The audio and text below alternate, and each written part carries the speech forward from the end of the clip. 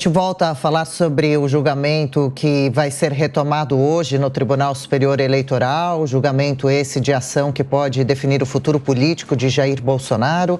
A defesa do ex-presidente já adiantou que vai recorrer ao STF em caso de condenação à inelegibilidade por pelo menos 8 anos. A gente recebe agora aqui nessa edição do Jornal da Manhã, sejam bem-vindos nossos comentaristas. Hoje temos Diogo Schelp, conosco por aqui também Luiz Felipe Dávila e Nelson Kobayashi. Boa manhãzinha de terça-feira para todos nós. Hoje, então, devem votar 7 ministros nessa ação, começando pelo voto do relator e terminando com o voto do ministro Alexandre de Moraes. Diogo Schelp, qual sua expectativa para essa sessão de hoje e desfecho dessa ação, desse julgamento? Bom dia, Adriana, Tiago, Dávila, Kobayashi, bom dia a todos. Pois é. Fala sobre esse julgamento é que vai ser um verdadeiro massacre contra o ex-presidente Jair Bolsonaro. Se forem confirmadas as previsões, o ex-presidente se tornaria, então, inelegível nesse processo que foi iniciado pelo PDT. O que vale dizer é que o próprio ex-presidente Bolsonaro também não está muito otimista em relação a isso. Ele já fala, inclusive, sobre a possibilidade de se tornar inelegível e qual seria o seu futuro político depois disso. Em primeiro lugar, a gente precisa lembrar que, com certeza, a defesa de Bolsonaro vai recorrer o máximo possível, vai levar a todas as instâncias possíveis esse caso. E há alguns elementos que poderiam permitir a defesa de Bolsonaro conseguir, talvez até reverter esse resultado, se isso fosse levado de maneira técnica. Um desses elementos é justamente o uso da minuta que foi encontrada na casa de Anderson Torres, posteriormente, no início deste ano. Pode ser considerado, por exemplo, que essa minuta não poderia ter sido usada no julgamento como uma prova e isso invalidaria, então, todo o resultado. Mas isso ainda é apenas uma especulação. O que se pode dizer é que Bolsonaro já se prepara para essa possibilidade de não poder se candidatar nas próximas eleições presidenciais e fala até mesmo da possibilidade de lançar a sua própria mulher, a Michele Bolsonaro, que já vem sendo treinada, digamos assim, aí nos bastidores da política, nos bastidores do PL. Pois é, há um comentário nos bastidores que Cássio Nunes Marques pode pedir vista. No entanto, para que essa possibilidade ocorra, o próprio ministro Alexandre de Moraes pode antecipar o voto dele e aí já saberíamos o resultado final, praticamente, mesmo com esse pedido de vista. Luiz Felipe Dávila, o que esperar desse julgamento? Será que termina hoje? Olha, Thiago, Bolsonaro já admitiu tacitamente que provavelmente já perdeu esse julgamento, né? Ou seja, ele vai ter os seus direitos políticos cassados.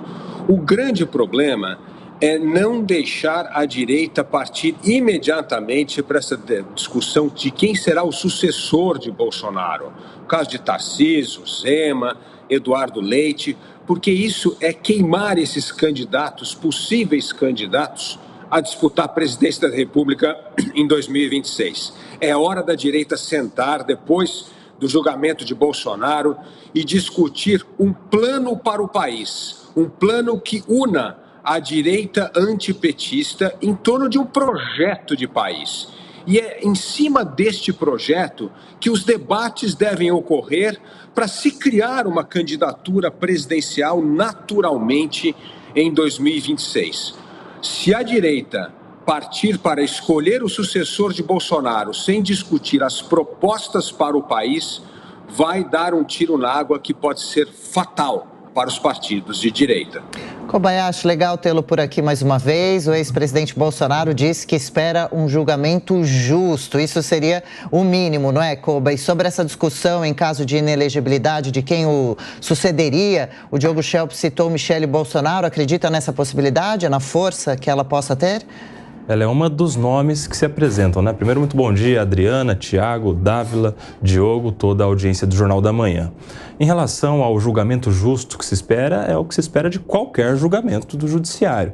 Nesse caso, a gente tem 2 pontos a serem destacados. Primeiro, uma questão processual. A possibilidade ou não de provas novas no bojo dos autos, no bojo desse processo de natureza eleitoral. Muito tem se falado que o Bolsonaro vai responder, vai ser condenado pelo conjunto da obra, o que não se admite em estados democráticos e um processo justo, em um processo democrático.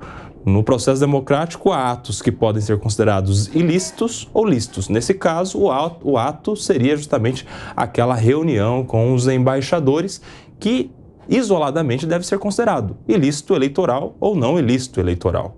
E, neste caso, quando a gente tem provas novas que nada tem a ver com aquela reunião, como, por exemplo, a tal minuta do golpe, a gente já tem um desvirtuamento do próprio sistema processual. Essa é uma crítica que se faz com muita ênfase e com certa razão pelo presidente Bolsonaro a respeito do processo eleitoral que vai ser retomado hoje. Já no mérito, há um elemento que pouco tem se dito, que é a busca da vantagem, que é um elemento necessário para se configurar o abuso do poder político. É certo que ele era agente político, que ele desviou a finalidade daquela reunião, que ele fez ataques sérios, graves ao sistema eleitoral, mas tudo deveria ser em busca de vantagem que a gente não se vê. Se aquela crítica era ao sistema de urnas eletrônicas, tentando alterá-las, substituí-las por urnas físicas, qual seria a vantagem? Se nós que acreditamos nas urnas sabemos que o resultado seria o mesmo, não há vantagem alguma que pudesse levar o ex-presidente Bolsonaro. Então, faltando esse elemento da busca da vantagem, não há, a meu ver, ilícito eleitoral, não há abuso de poder político. Nós temos questões processuais, questões de mérito, que precisam ser bem avaliadas pelo TSE e, claro, o presidente Bolsonaro faz isso muito bem para, caso haja a inelegibilidade, o discurso está pronto, é discurso de injustiça. Bom, daqui a pouco a gente fala mais sobre o julgamento no TSE, daqui a pouco aqui no Jornal da Manhã.